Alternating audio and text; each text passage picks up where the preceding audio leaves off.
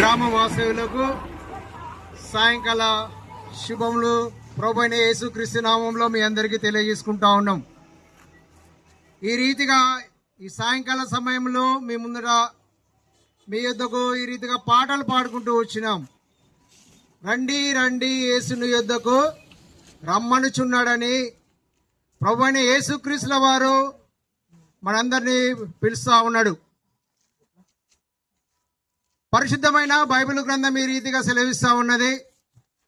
ప్రయాసపడి భారము మోసుకొనుచున్న సమస్త జనులారా నా యొద్దకు రండి, నేను మీకు విశ్రాంతి కలగజేతునని పరిశుద్ధ గ్రంథము తెలియజేస్తా ఉన్నది.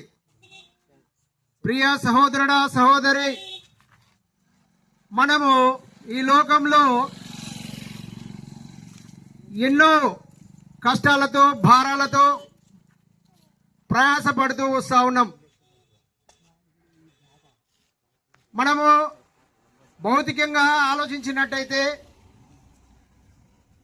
ఒక బరువుని మనం మోసుకున్నప్పుడు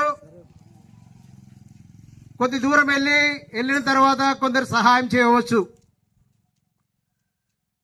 అది భౌతికమైన భారాన్ని మనము తొలగించుకునే వారంగా ఉంటాం.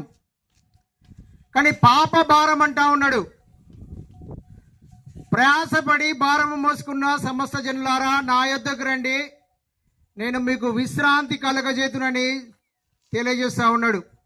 మానవుడు ఈ దినాలలో శాంతి సమాధానము నెమ్మది విశ్రాంతి లేనివాడుగా ఉంటా ఉన్నాం మనం. కాబట్టి మనము ఎక్కడ శాంతి నెమ్మది విశ్రాంతి దొరుకుతుందని మనం ఆయా రీతులుగా మనం ప్రయాసపడుతూ ఉంటాం. అట్టి ప్రయాసానికి మనకు ప్రతిఫలం దొరకక ఎన్నో విధాలుగా మనము ఆత్మహత్యలు మరణాలు చేసుకునే వారంగా ఉంటాం. కాబట్టి ప్రియ సహోదరుడా సహోదరి, ప్రభువైన యేసుక్రీస్తుల వారు ఈ రీతిగా సెలవిస్తా ఉన్నారు. ప్రయాసపడి భారము మోసుకొనుచున్న సమస్త జనులారా నా యొద్దకు రండి అని దేవుడు స్పష్టంగా ప్రభువైన యేసుక్రీస్తుల వారు పిలుస్తా ఉన్నాడు. కాబట్టి మనము ఆ యొక్క పాప భారాన్ని తొలగించుకునే మార్గం ఏంటిదంటే ప్రభువైన యేసుక్రీస్తుల వారిని విశ్వసించడము. ఆయనను నీ సొంత రక్షకునిగా నీవు విశ్వసించినట్టయితే ఆ యొక్క పాప భారాన్ని నీ నుండి తొలగించేవాడుగా ఉంటాడు. మానవులమైన మనము అట్టి పాప భారాన్ని ఈ లోకంలో ఎవరూ తొలగించలేరు.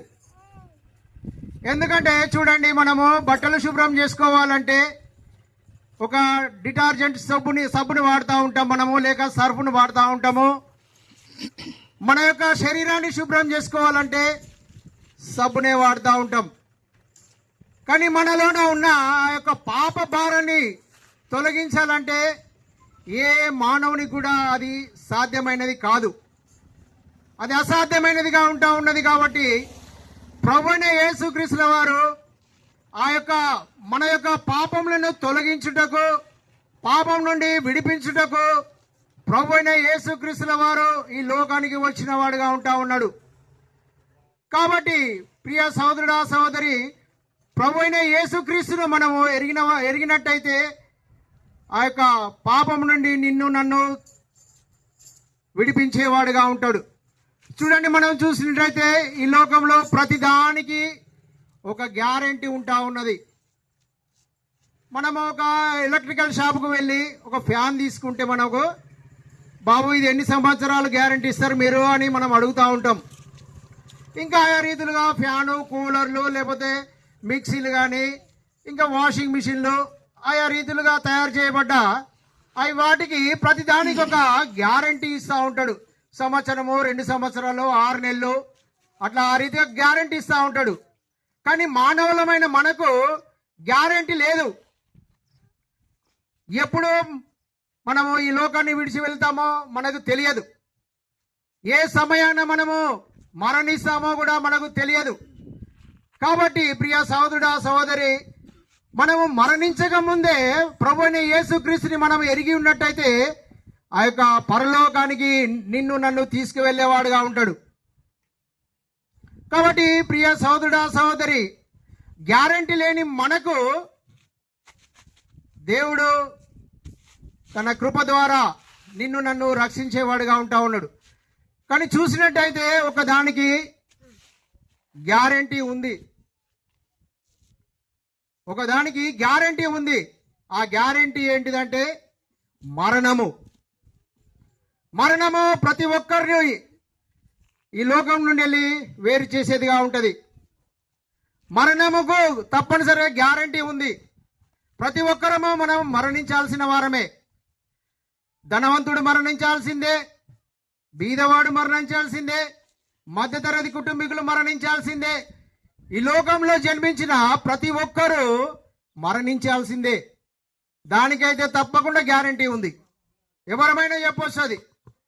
కాబట్టి ప్రియ సహోదరుడా సహోదరి, అట్టి మరణాన్ని మనం పొందకముందే ప్రభువైన యేసుక్రీస్తుల వారిని మనం ఎరిగి ఉన్నట్టయితే ఆ యొక్క పరలోకానికి తీసుకువెళ్ళేవాడుగా ఉంటాడు. ఈ లోకంలో మనం చూసినట్టయితే మరణం ఉన్నది, తర్వాత ఆ యొక్క నరకం ఉన్నది, తర్వాత ఏముంది పరలోకం. మరణం ఉన్నది, తర్వాత నరకం ఉన్నది, తర్వాత పరలోకం కూడా ఉంది. మరి మనకు ఏది మనము ఎన్నుకునే వారంగా ఉంటాం? మనం నరకానికి వెళ్ళే వారం అయితే మనం ఎవరు కూడా కోరుకోం, నేను నరకానికి పోవాలి, నేను కష్టాలకు ఉండే వెళ్ళాలని ఎవరు అనుకోం. మనం ఏమనుకుంటామో, మనము పరలోకానికి వెళ్ళాలి అని మనం ఆశిస్తూ ఉంటాం. పరలోకానికి వెళ్ళాలంటే ఒక మార్గం ఉన్నది. ఇప్పుడు కిషన్ రావుపల్లికి ఇక్కడ భూపాలపల్లి నుంచి వెళ్ళి కిషన్ రావుపల్లికి రావాలంటే వన్నింగ్ లైన్ మీద నుండి వెళ్ళి ఇక్కడికి రావాల్సి వచ్చింది. కానీ పరలోకానికి కూడా ఒక మార్గం అనేది ఉన్నది. ఆ మార్గం ఎవరంటే ప్రభు అయిన యేసు క్రీస్తుల వారు ఒక్కరే ఆ యొక్క పరలోకానికి మార్గమై ఉన్నాడు. దేవుడు ఏమని చెప్తా ఉన్నాడు? నేనే మార్గమును సత్యమును జీవమునై ఉన్నానంటూ ఉన్నాడు.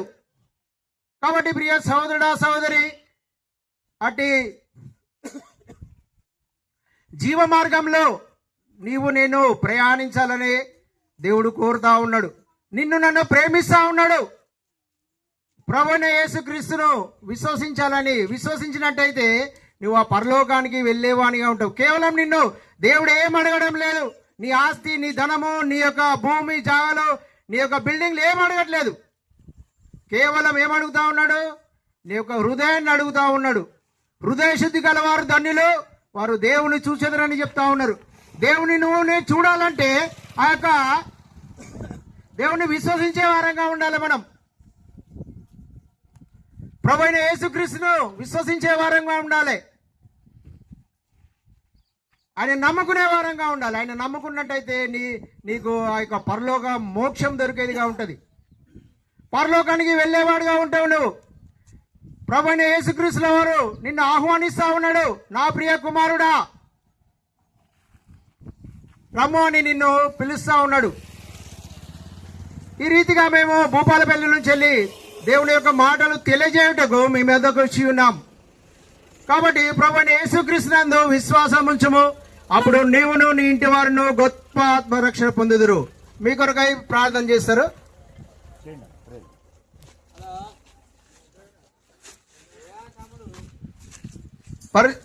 ప్రార్థన చేసుకుందాం. పరిశుద్ధుడైన తండ్రి, జీవము గల మా ప్రభువ, జీవాధిపతి అయిన మా యేసుక్రీస్తు ప్రభువా, నీకు వందనాలు చెల్లిస్తూ ఉన్నాం. ఈ యొక్క సాయంకాల సమయమందు కిషన్ రావుపల్లిలో తండ్రి నీ యొక్క రాజ్య సువార్తను ప్రకటించుటకు ప్రభువా మీరు మాకు ఇచ్చిన శ్రేష్టమైన సమయాన్ని బట్టి నేను నీకు వందనాలు చెల్లిస్తూ ఉన్నాను. ఎవరైతే తండ్రి ప్రభువా మీ మాటలు వింటూ వచ్చినారో వారి హృదయంలో మీ కార్యం జరిగించండి. మీరే నిజమైన దేవుడు అని నిరూపించుకోండి ప్రభువా. వారి జీవితాలలో మీ యొక్క కార్యం జరిగించి మీరే రక్షకుడు అని వారు తెలుసుకొనుటకు నీ కృప దయచేయమని, ముందుకు వెళ్ళుచుండగానే సన్నిధి మాకు తోడుగా ఉంచుమని మా ప్రభువైన యేసుక్రీస్తు నామమున అడిగి వేడుకొనుచున్నాము తండ్రి. ఆమేన్.